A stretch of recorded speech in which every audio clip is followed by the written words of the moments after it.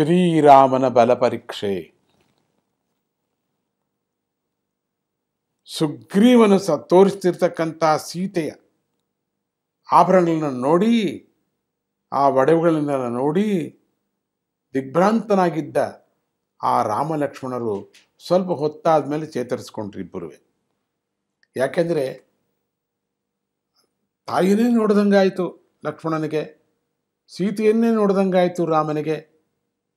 ಆಶ್ಚರ್ಯ ಪಡ್ತಿದ್ದಾರೆ, ಒಂದಕ್ಕೊಂದು ನೋಡ್ತಿದ್ದಾರೆ, ಒಡವೆಗಳನ್ನು ಎತ್ಕೊಳ್ಳೋದು, ಕಣ್ಣಿಗೆ ಹೊತ್ಕೊಳ್ಳೋದು, ಇಡೋದು, ಇಬ್ಬರದೇ ಕೆಲಸ ಮಾಡ್ತಿದ್ದಾರೆ. ರಾಮ ಹೃದಯಕ್ಕೆ ಹತ್ಕೊಳ್ಳೋದು, ಕೆಳಗಿಡೋದು, ಅದನ್ನು ಅಳೋದು, ಅದನ್ನು ನೋಡಿ ಅದರ ಜೊತೆಯಲ್ಲಿ ಮಾತಾಡ್ತಿದ್ದಾರೆ, ಆ ಒಡವೆಗಳ ಜೊತೆ ಮಾತಾಡ್ತಿದ್ದಾರೆ. ರಾಮನು ಎಲ್ಲವೂ ಜ್ಞಾಪಿಸ್ಕೊತಿದ್ದಾನೆ, ಇದನ್ನು ಯಾವಾಗ ಹಾಕಿದ್ದೆ, ಇದನ್ನು ಯಾವಾಗ ಹಾಕಿಲ್ಲ ನಾನು, ಈ ಎಲ್ಲ ಹೇಳ್ತಾ ಇದ್ದಾನೆ. ಲಕ್ಷ್ಮಣ ಮಾತ್ರ ಅದಿರ್ಬೋದು, ಆದರೆ ಇದು ಮಾತ್ರ ನಾನು ನೋಡಿರೋದು ಅಂತ ಅವನು ಹೇಳ್ತಿದ್ದಾನೆ. ಆದರೆ ಇವರುಗಳು ನಿಲ್ಲಿಸ್ತಾ ಇಲ್ಲ. ಇಬ್ಬರು ಒಬ್ರಿಗೊಬ್ಬರು ಮಾತಾಡ್ಕೊಳ್ಳೋದು, ಒಬ್ರಿಗೊಬ್ಬರು ಆ ಒಡವೆ ತಗೊಳ್ಳೋದು, ಆಳೋದು. ಅವರ ಮನಸ್ಸನ್ನು ಬದಲಾಯಿಸಬೇಕು ಅಂತ ಸುಗ್ರೀವ ತನ್ನ ಕಥೆಯನ್ನು ಹೇಳೋದಕ್ಕೆ ಶುರು ಮಾಡ್ತಾನೆ.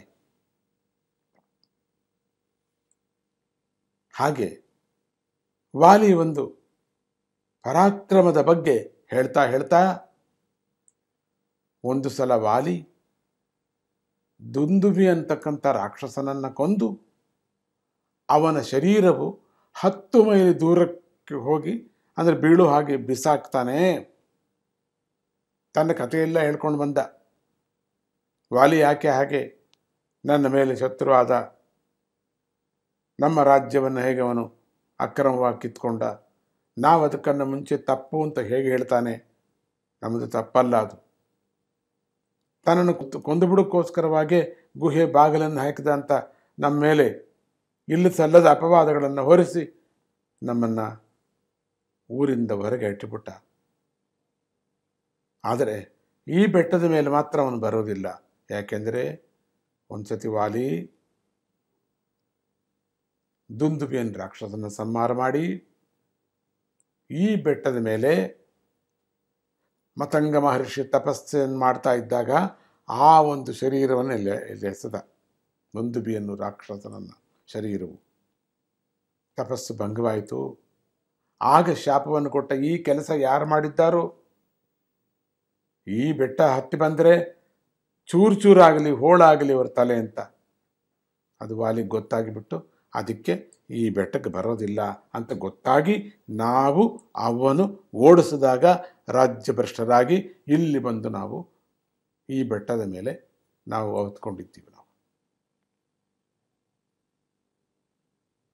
ಹಾಗೆ ಬಿದ್ದ ಆ ಅಸ್ಥಿಪಂಜರ ಇವತ್ತಿಗೂ ಅಲ್ಲೇ ಒಂದು ಬೆಟ್ಟದಂತೆ ನೋಡಿ, ಒಂದು ಬೆಟ್ಟ ಕಾಣಿಸ್ತಿದೆ ನೋಡಿ ನಿಮಗೆ, ಅದೇ ಅದು ಅಸ್ಥಿಪಂಜರ.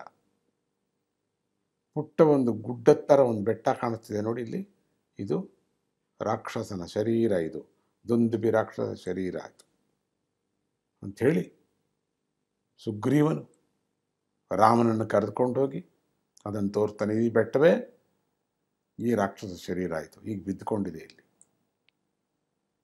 ಅದು ನಿಜಕ್ಕೂ ಕೂಡ ಒಂದು ದೊಡ್ಡ ಬೆಟ್ಟದಷ್ಟು, ಅಷ್ಟೊಂದು ದೊಡ್ಡ ಶರೀರ. ಅದಕ್ಕೆ ನಾವು ರಾಕ್ಷಸನ್ನ ವರ್ಣನೆ ಮಾಡುವಾಗ ಪುರಾಣಗಳಲ್ಲಿ ಒಂದು ಬೆಟ್ಟ ಕದಲು ಬರ್ತಾ ಇದೆಯೇನೋ ಅಂತಾರೆ, ಬೆಟ್ಟಕ್ಕೆ ಪ್ರಾಣ ಬಂತೇನೋ ಅಂತಾರೆ. ಮುಂದೆ ನೋಡೋಣ, ಇಂಥ ಬೆಟ್ಟಗಳು ಸುಮಾರಿವೆ.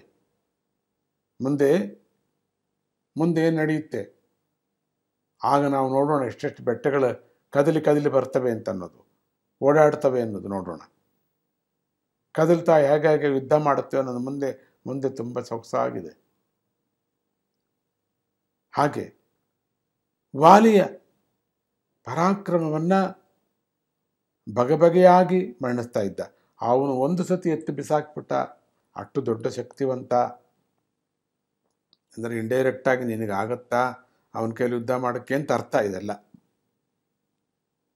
ಸುಗ್ರೀವನ್ ನೋಡಿದ ರಾಮನಿಗೆ ಇವನಿಗೆ ಅನ್ನಿಸ್ತಾ ಇದೆ ಅಂತ ಕಾಣುತ್ತೆ, ನನ್ನ ಬಲವಾದ ಪರಾಕ್ರಮಗಳ ಬಗ್ಗೆ ಸಂದೇಹ ಪಡ್ತಾ ಇದ್ದಾನೇನೋ.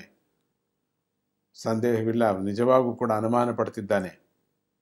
ನನ್ನ ವಿಚಾರದಲ್ಲಿ, ನನ್ನ ಬಲದ ವಿಚಾರದಲ್ಲಿ ಭೀಮನ ಅನುಮಾನ ಪಡ್ತಾ ಇದ್ದಾನೆ.